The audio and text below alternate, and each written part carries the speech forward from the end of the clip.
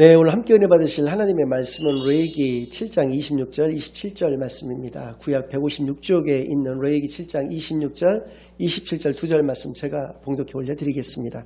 너희가 사는 모든 곳에서 새나 짐승의 피나 무슨 피든지 먹지 말라. 무슨 피든지 먹는 사람이 있으면 그 사람은 다 자기 백성 중에서 끊어지리라. 아멘. 하나님 아버지 감사드립니다. 오늘도 귀한 주일로, 귀한 교회로, 귀한 예배로 인도하여 주신 은혜를 진정으로 감사드립니다. 지금 이 시간 저희들이 지난 한 주일간 지었던 모든 죄악을 예수 그리스도의 십자가 아래다 내려놓고 오직 저희들의 온 마음과 정성을 다하여 하나님께만 드려지는 예배를 통하여 하나님께서만 영광 받으시는 은혜의 시간으로 이 시간을 인도하여 주시옵소서. 모든 것을 감사드리오며 예수 그리스도의 이름으로 기도드리옵나이다. 아멘.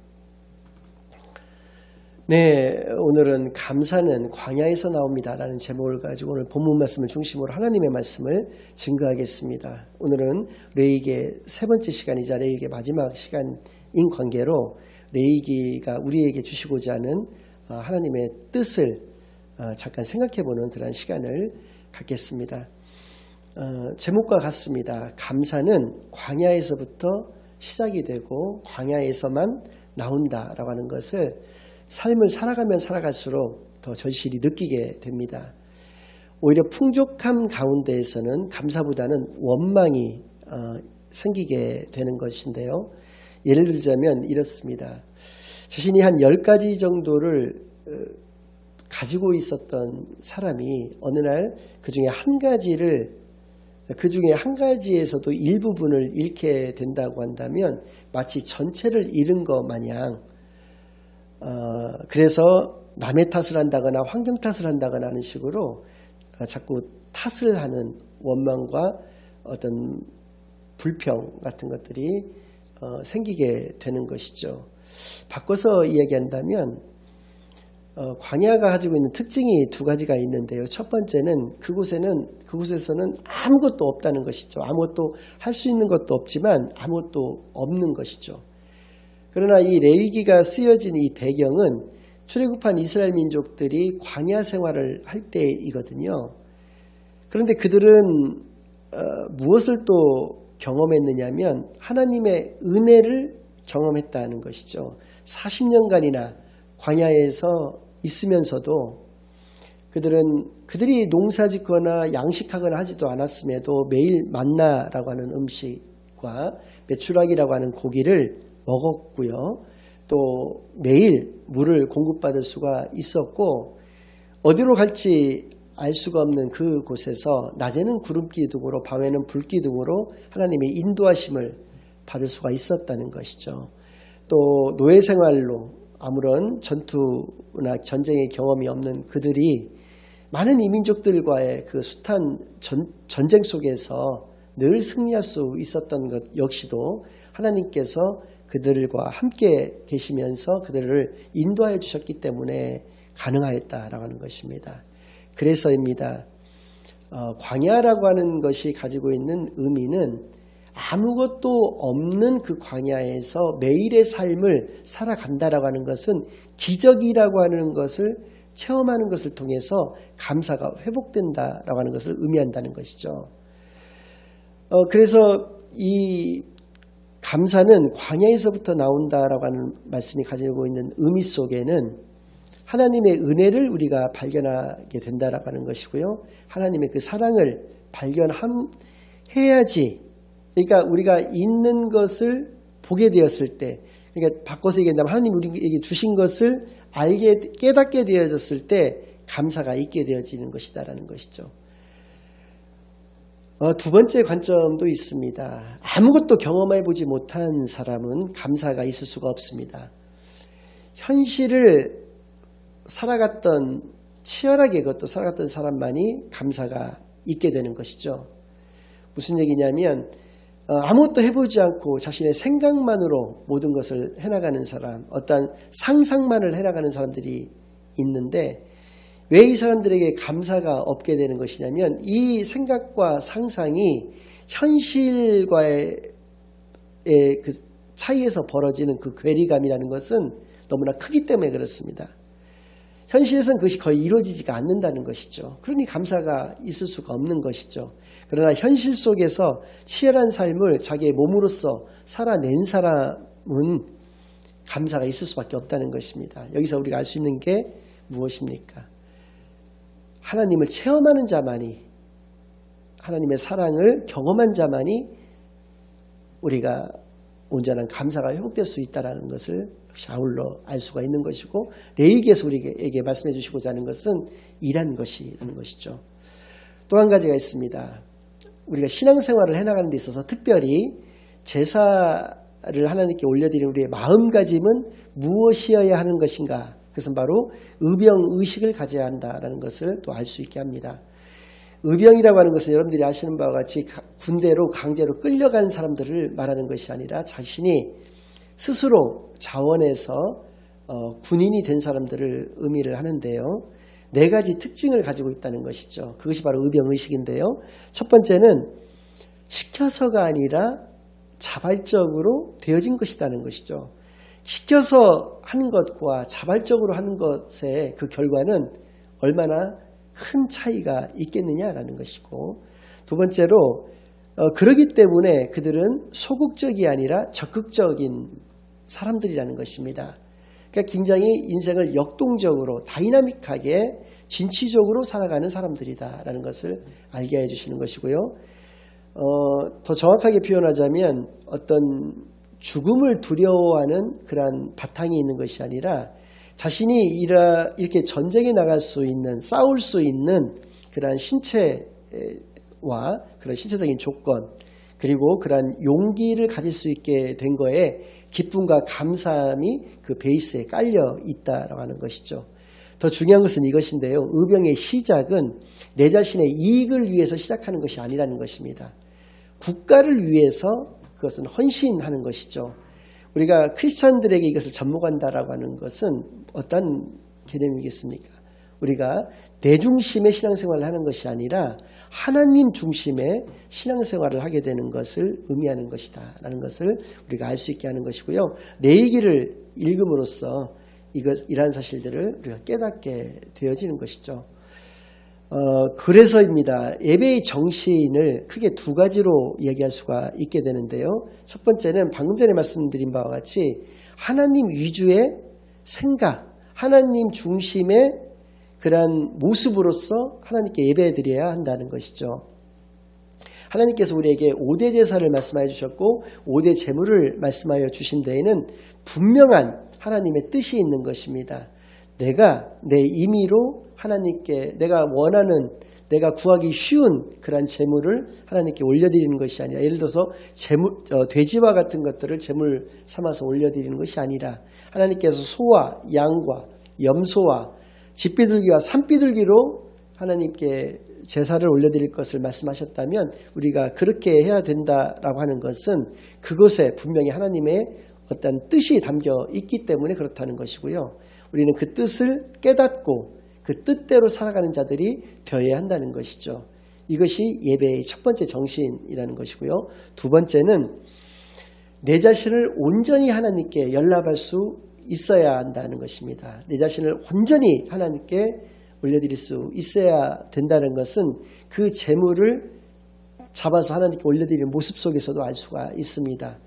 제사장이 아니라 제사자가 직접 자신이 기르던 그 가축을 제물로서 하나님께 잡습니다.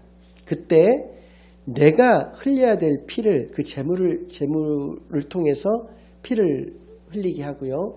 내가 잘라줘야 될 내 몸을 그 제물의 몸으로서 자르는 것이죠. 내가 쏟아내야 될 그 내장과 기름과 같은 것들을 그 제물을 통해서 쏟아내게 하는 것이죠. 그래서입니다. 제사자가 맨 마지막 단계에서 그 제물의 머리 위에 안수하는 것은 자신을 그 제물에 이입시킨다라고 하는 것이죠. 자신이 매번 하나님께 그런 제사를 올려드릴 수가 없기 때문에 이 제물이 대신해서 하나님께 올려드린다라고 하는 그 말씀 속에는 내 자신을 온전히 하나님께 올려드려야 된다라고 하는 것을 우리로 하여금 알게 하여 주시는 것이죠. 오늘 본문 말씀 레위기 7장 26절 27절 말씀 속에는 2절 말씀밖에 되지 않는데도 피라는 단어가 3번이나 또 그 피를 먹지 말라. 또 먹는 날에는 우리가 자신들의 백성 중에서, 그러니까 하나님의 백성에서 그것이 끊어지게 되어진다라고 하는 그런 말씀이 반복돼서, 반복법은 강조법이라고 말씀을 드렸는데 강조해서 우리에게 말씀하여 주십니다. 성경에서 피는 생명을 의미하는 것입니다. 생명을 소중하게 여기지 않는 자, 즉 생명을 경시하는 사람은 하나님의 자녀가 될 수 있는 자격이 없다라고 하는 것을 분명히 경고하여 주신 것이죠. 생명을 소중하게 여긴다라고 하는 것을 다른 말로 얘기를 한다면 생명을 사랑하는 자가 되어야 된다라는 것이죠. 우리가 생명 사랑의 그러한 삶을 살아가지 못한다라고 한다면 그것은 온전한 하나님의 자녀로서의 모습이 아니다. 무늬만이 하나님의 자녀인 것이다 라는 것을 알게 해주시는 것이죠. 두 번째로 더 중요한 것은 우리가 피라고 했을 때 가장 그것을 잘 대변할 수 있는 말씀은 예수 그리스도의 십자가 보혈인 것입니다. 예수님께서 십자가상에서 흘리신 그 귀한 보배 피를 대표하고 있는 것이죠. 그것보다 더 귀하고 소중한 것이 무엇이겠습니까? 그리고 그것이 가지고 있는 의미가 무엇입니까? 우리를 구원하시기 위해서 예수님이 십자가에서 피를 흘리시고 죽으신 것입니다. 그곳에는 하나님의 은혜만이 있게 된다라고 하는 것이죠. 우리가 하나님의 자녀된 삶이라고 하는 것은 이렇게 사랑의 삶을 살아내야 될 것과 하나님의 은혜를 늘 생각하면서 그것에 감사하는 삶을 살아가는 것을 의미하는 것이다라는 것을 오늘 본문 말씀을 통해서 깨닫게 되시는 저와 여러분이 되시기만을 바랍니다. 요 근래 들어 너무나 먹는 방송들이 많아졌습니다. 마치 음식이 삶의 목적이 되어버린 듯한 그런 모습이 되어버리고 말았습니다. 살기 위해서 먹는 것이 아니라 먹기 위해서 사는 것과 같은 그런 모양이 되어버렸습니다.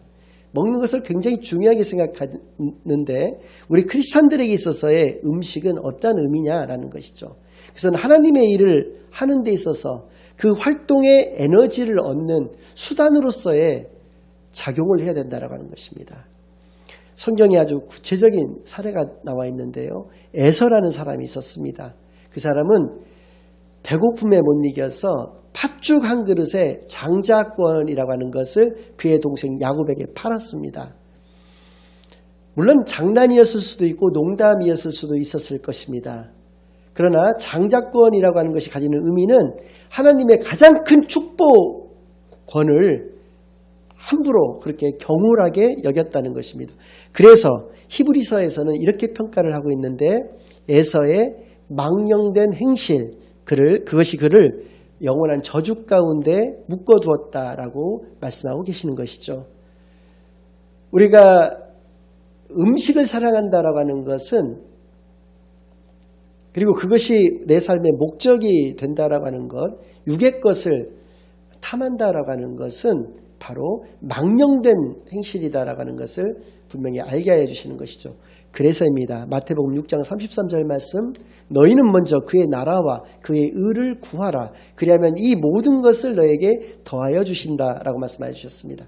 이 모든 것이 앞에 31절 말씀에 나와 있습니다. 우리가 무엇을 먹을까, 무엇을 입을까, 무엇을 마실까 염려하지 말라라고 말씀합니다. 이것은 세상 사람들이 다 구하는 것들이라는 것이죠.